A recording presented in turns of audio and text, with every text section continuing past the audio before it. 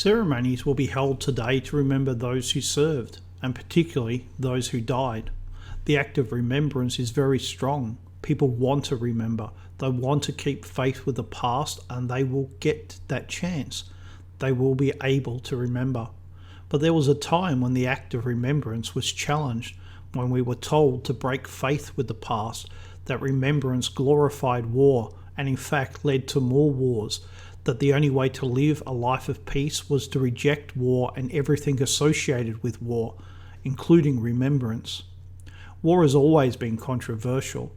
Its cost can be enormous: treasure, property, and lives destroyed, years taken away from field and craft, from husband and wives, from children, parents and friends. People do not live forever, and that time cannot be returned.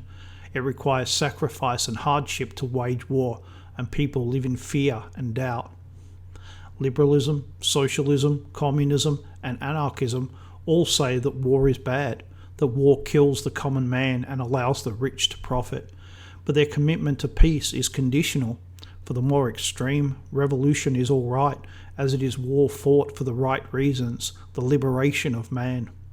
Liberalism also has its conditions. It will fight for what it believes, whether it's free trade in the Opium Wars or the rights of little countries as in the First World War.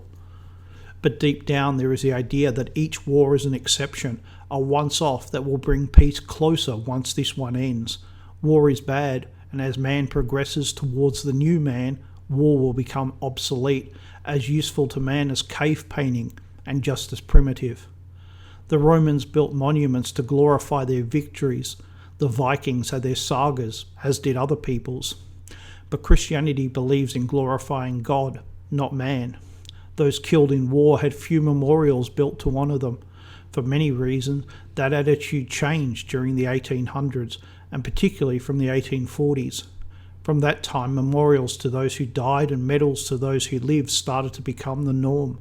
Most people came to think of those things as good, but a minority always believed that they glorified not the dead, but war. Some saw remembrance as a rival to Christianity. After the carnage of the First World War, the broad left renewed their idea that war is bad, while at the same time supporting the Russian Revolution. But most people rejected the idea that war was a thing of the past.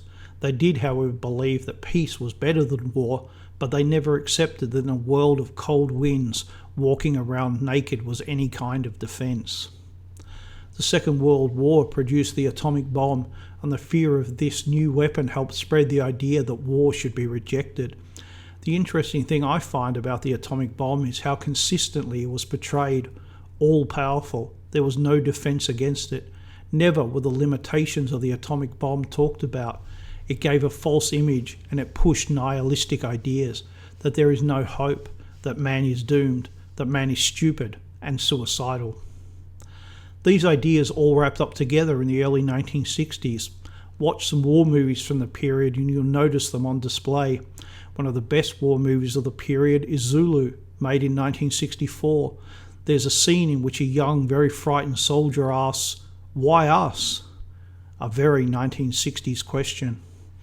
The 1960s saw the spread of these ideas, that war was bad and outdated, that everything associated with war in any way helped advance war.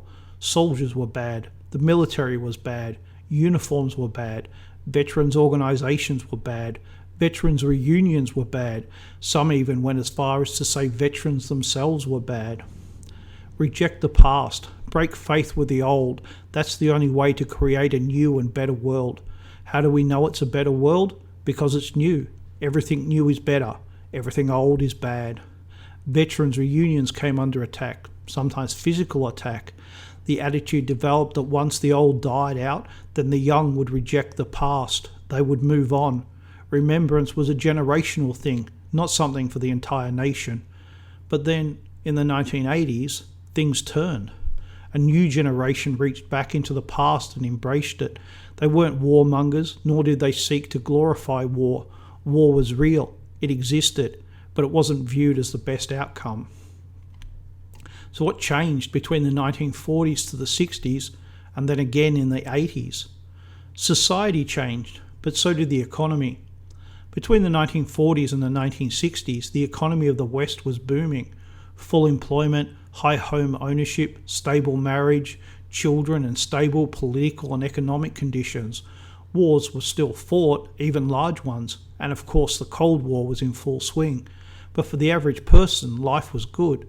Certainly it was better than it had been before the 1940s, and nearly everyone benefited. But from the 1970s onward, things changed. Full employment was over, as was stable marriage. Life got harder, and people knew it. No matter what they were told, they experienced unemployment and the increase in employment insecurity. When times were good and seemed to be unlimited, then things like suffering and sacrifice seemed silly, even stupid. When things turned and became harder, those things had meaning again. It's only a small taste of what happens during war, but it was a taste. It increased the empathy of people. But there's a second reason: multiculturalism. At first it was promised that this new policy wouldn't have any effect on traditional national events. It would just give others a chance to do the same. But as time went on, it became obvious that that wasn't true. The government was supporting some people over others. It encouraged some activities and discouraged others. Over time, people began to see that here was something that would be hard to deny: remembrance. It was a way of showing national pride in a way that wasn't considered hateful. Here the majority could still feel proud and show others how proud they were of their country, of their heroes, and of their sacrifice.